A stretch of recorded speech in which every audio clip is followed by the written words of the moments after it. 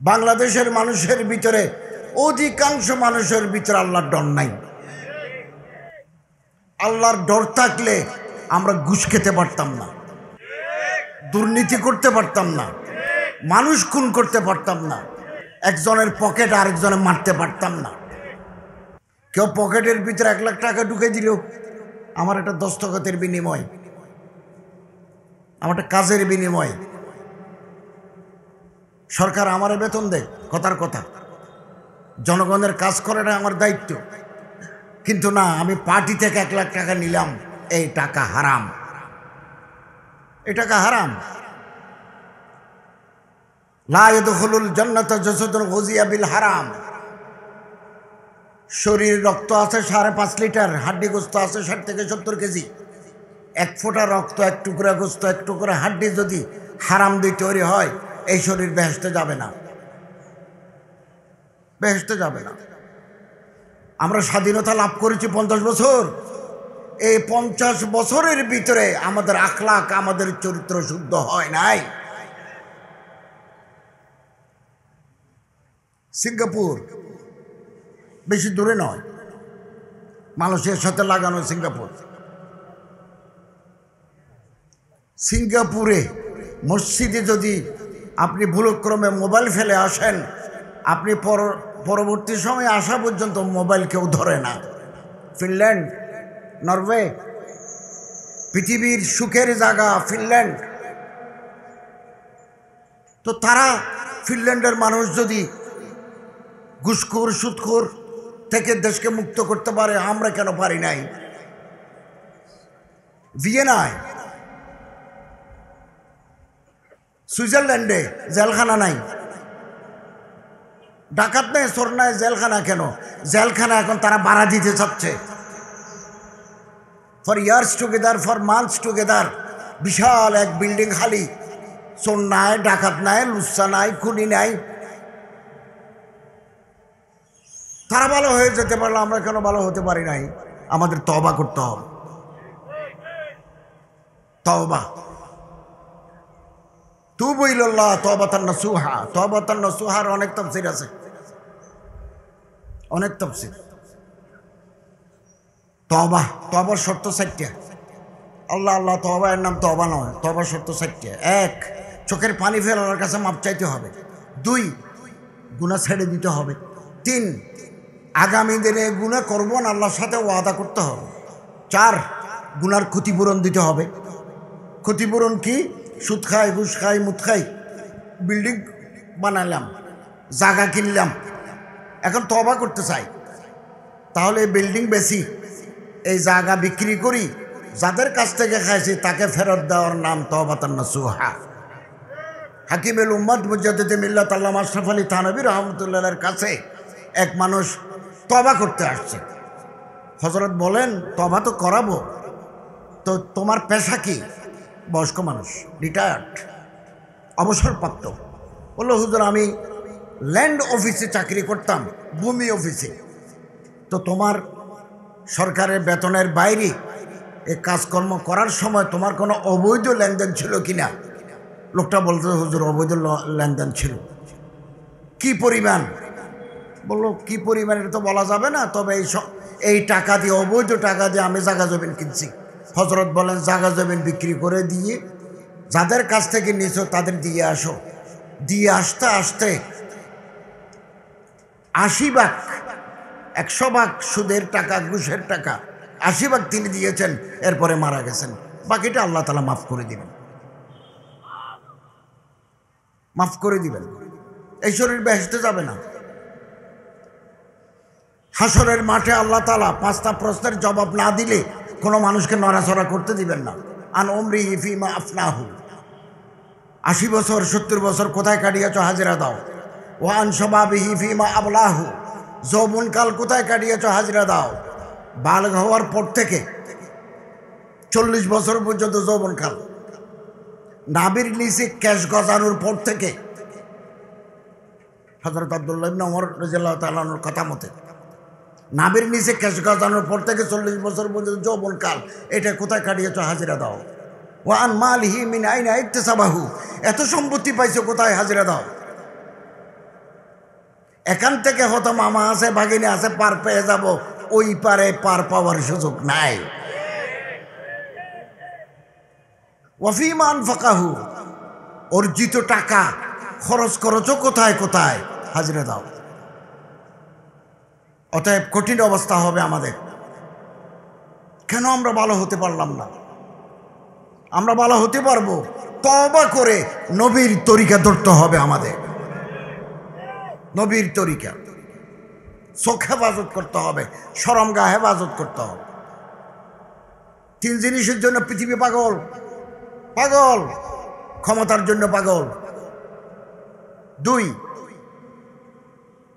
ক্ষমতা কি জিনিস এগুলো বুঝতে হলে কয়েকটা বই পড়তে হবে। ম্যাকিয়াভেলি, রাজনীতি বিজ্ঞানী, পলিটিক্যাল সায়েন্টিস্ট, ওনার একটা কিতাব আছে দি প্রিন্স, বাংলা হয়েছে। কৌটিল্যের অর্থশাস্ত্র, বাংলা হয়েছে। চারবাক দর্শন, বাংলা হয়েছে। এগুলো পড়তে হবে।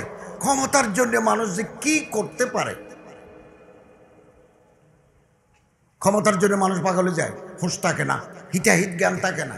2, টাকা পয়সা ধন দৌলতের জন্য মানুষের হুঁশ থাকে না। 3, সেক্সের কাছে মানুষ পরাজিত হয়ে যায়। সুন্দর বালক দেখলে মানুষ বেহুশ হয়ে যায়। দাড়ি নাই, মুছ নাই, এরকম একটা বালক দেখলে আমরা পশু হয়ে যাই। হাইওয়ানিয়ত গালেব হয়ে যায়, নাতিকিয়ত মগলুব হয়। পশু, পশুত্ব, জানোয়ার হয়ে যায়। সুন্দরী মেয়ে দেখলে পাগল, আসার খাই। এই 3 জিনিসের কাছে পৃথিবী মানুষ এই 3 জিনিসের কাছে মাথা নত করে ফেলছে।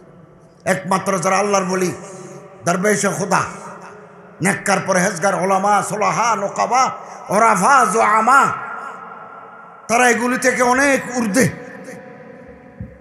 আল্লাহ তাআলা ওলামায়ে কেরামদের এই জামাতকে কিয়ামত পর্যন্ত খেদমত করার তৌফিক দান করুন। বুখারী শরীফের হাদিস, এমন এক জামানা আসবে পকেটে যখন ঢুকবে টাকা, মানুষ যাচ পড়তাল নেই করেগা, পরীক্ষা করবে না যে টাকা যে ঢুকলো এখানে 20,000, কিসের টাকা? আমি কি কারো কাছ থেকে টাকা পাবো? না, সে আমারে ব্রাইব দিচ্ছে, ঘুষ দিচ্ছে। পার্থক্য করবে না মানুষ। জামানা এটা আসি গেছে। আল্লাহ তাআলা আমাদের হারাম থেকে হেফাজত করুন, আমিন। বাঁচতে পারবো না।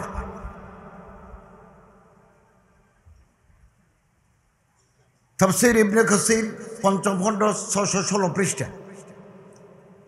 হুজুর আকরাম সাল্লাল্লাহু আলাইহি ওয়াসাল্লাম বলেন, 3টা আমল যদি কেউ করে, তাফসীর ইবনে কাসীর, আসাহ তাফসীর রাবায়াতান ইবনে কাসীর, বর্ণনার দিক দিয়ে বিশুদ্ধ সহিতরিন তাফসীরের কিতাবের নাম ইবনে কাসীর। ইবনে কাসীর বাংলা হয়েছে, ইবনে কাসীর ইংরেজি হয়েছে। 3টা কাজ। 1, হত্যাকারীকে যে মাফ করে দেয়। আমার বাপকে যারা মেরে ফেললো, আমার সন্তানকে যারা মেরে ফেললো, কিসাস ওয়াজিব, রক্তের বদলা রক্ত, আইন আছে, বিচার আছে, প্রমাণ করতে পারলে তার ফাঁসি হবে। আমি তারা মাফ করে দিলাম। 2,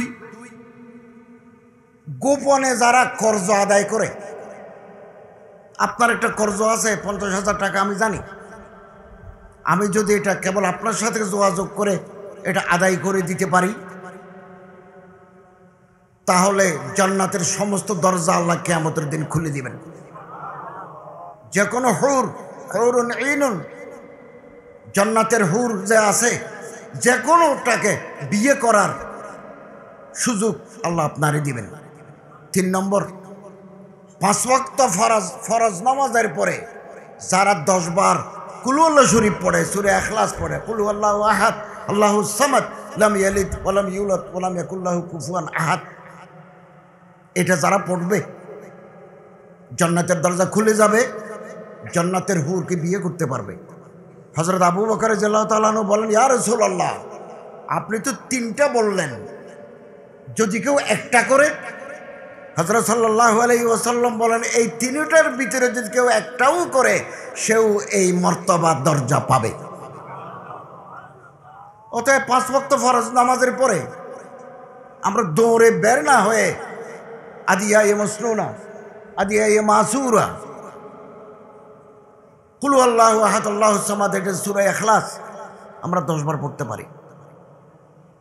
হযরত আব্দুল্লাহ ইবনে মুবারক রাহমাতুল্লাহি আলাইহি, ইমাম আজম আবু হানিফার শাগির্দ রশিদ, তিনি ওনার বাড়ি থেকে কুফা যাইতেন, অনেক দূর। যাওয়ার পথে এই জামানার মতো হোটেল ছিল না, মেহমানখানা ছিল, মুসাফিরখানা। ধনী লোকের একটা মুসাফিরখানা তৈরি করে দিছে, ওখানে কিছু খাবার থাকতো, সেবা করার জন্য লোক থাকতো। হযরত আব্দুল্লাহ ইবনে মুবারক রাহমাতুল্লাহ আলাইহি বারবার ইমাম আজম আবু হানিফা রাহমাতুল্লাহ আলাইহির কাছে কুফা যাওয়ার পথে ওই মুসাফিরখানায় উঠতেন। একটা যুবক ছেলে ওনার খেদমত করতেন। হযরত আব্দুল্লাহ ইবনে মুবারক কিন্তু অনেক বড় ধনী, পয়সাওয়ালা লোক, দিলদারাজ, অন্তর বড়। বখিল যারা, যাদের হাত বাঁধা, তারা জান্নাত থেকে দূরে, বাঈদুম মিনাল জান্নাহ, করিবুন ইলান নার, সখিয়ুন করিবুন ইলাল জান্নাহ, বাঈদুম মিনান নার। আর যারা দান করে হাত কলা, তারা জান্নাতের কাছে অবস্থান করে, জান্নাতে যাবে, জাহান্নাম থেকে দূরে থাকবে। as-সুনানুল কুবরা লিল বাইহাকি, হাদিসের কিতাব। হুজুর আকরাম সাল্লাল্লাহু আলাইহি ওয়াসাল্লাম বলেন, এক সাহাবী এসে বলেন, ইয়া রাসূলুল্লাহ, বেশি মানুষ জান্নাতে যাবে কোন আমলের বরকতে? হযরত সাল্লাল্লাহু আলাইহি ওয়াসাল্লাম বলেন, দুই আমল। একটা হচ্ছে অন্তর পরিচ্ছন্ন, অন্তর পরিষ্কার, হাত কলা, দান করে, যতটুকু সামর্থ্য আছে চাইলে দেয়। মাদ্রাসার জরুরত, এতিমখানার জরুরত, দুঃখী মানুষের সাহায্য দান করে। আর দিল পরিষ্কার, দিল মে কদুরত নেই, দিলের ভিতরে ময়ল কুচল নাই, ময়লা নাই, দিল সাদা, সাদা মনের লোক। আর হাত কলা। হযরত আব্দুল্লাহ ইবনে মুবারক রাদিয়াল্লাহু তাআলা সেবা করত ওই মুসাফিরখানায় এক যুবক। তারপর উনি কুফা চলে যেতেন, আবার ফেরার পথে ওই মুসাফিরখানায় উঠতেন। এক সময় যাওয়ার পথে ওই মুসাফিরখানায় উঠলেন, ওই যুবক নাই। তিনি জিজ্ঞাসা করলেন যে, আমি সব সময় আসলে যে যুবক আমার খেদমত করতো সে কই? লোকেরা বলল, হুজুর, তারা তো পুলিশ ধরে নিয়ে গেছে। পুলিশ কেন? যে টাকা পাবে, একজনের কাছ থেকে কর্জ নিছে, দিতে পারে নাই ঠিক মতো, উনি মামলা করে দিয়েছেন, পুলিশ ধরে নিয়ে গেছে। তো ঠিকানা নিয়ে পুলিশের কাছে গেলেন, থানায় গেলেন। হযরত আব্দুল্লাহ ইবনে মুবারক রাহমাতুল্লাহি আলাইহি গিয়ে বললেন, পুলিশ ভাই, ওই ছেলেটাকে, যে হোটেলের ছেলেটাকে, যুবকটাকে যে ধরে নিয়ে গেছেন, কি তার বিরুদ্ধে অভিযোগ কি? বললো, অভিযোগ একটাই, একজনে মামলা করে দিয়েছে, টাকা পাবে, ও শোধ করতে পারে নাই। এখন যদি ও টাকা দিয়ে দেয় তাহলে আমরা তাকে তো আজকেই ছেড়ে দেব। হযরত আব্দুল্লাহ ইবনে মুবারক বললেন, তার টাকা কত? এত। বলো, আমি দিলাম, আপনি আমারে পাওনাদারের সাথে পরিচয় করে দেন। পাওনাদারকে ডেকে নিয়ে আসলো। হযরত আব্দুল্লাহ মুবারক রাহমাতুল্লাহ বলেন, ধরো, তুমি যে টাকা পাইবে এটা আমি তোমারই দিয়ে দিলাম, তুমি এখনই থানায় গিয়ে দাও যে আমি টাকা বুঝে পাইছি, তার মুক্তির ব্যাপার আর কোনো বাধা নাই, আমার আপত্তি নাই, তুই লিখে দিছি। এবং হযরত আব্দুল্লাহ মুবারক রাহমাতুল্লাহ বলেন, শুনেন পুলিশ ভাই, শুনেন পাওনাদার, এই টাকা যে আমি দিছি ওকে আপনারা বলবেন না। পুশিদা কর্জ আদা করনা, গোপনে যারা কর্জ আদায় করে দেয় তাদের জন্য জান্নাতের দরজা খোলা। এটা হিউম্যানিটেরিয়ান আপিল, এটা মানবিক কাজ, মানবিক কাজ। আল্লাহ তাআলা দেওবন্দি উলামায়ে কেরামের ভিতরে এরকম বেগর্স, উদার মনের মানুষ লক্ষ লক্ষ তৈরি করে দিয়েছে। শেখুল হাদিস আল্লামা শহীদ আহমদ পালনপুরি 2007 সালে ওনার সাথে আমার দেওবন্দে দেখা হয়েছে। তাজকিরাতুস সাইয়্যিদ দুখণ্ড দেওবন্দ থেকে সাহেব আমার কাছে আসছে। আমি এই কিতাব পড়ে তো অবাক। বহু মানুষ আছে দুনিয়ায়, আমরা মসজিদে, আমি আজকে 16 বছর যাবত একটা মসজিদে জুমা পড়াই, তারা আমার হাদিয়া দেয়।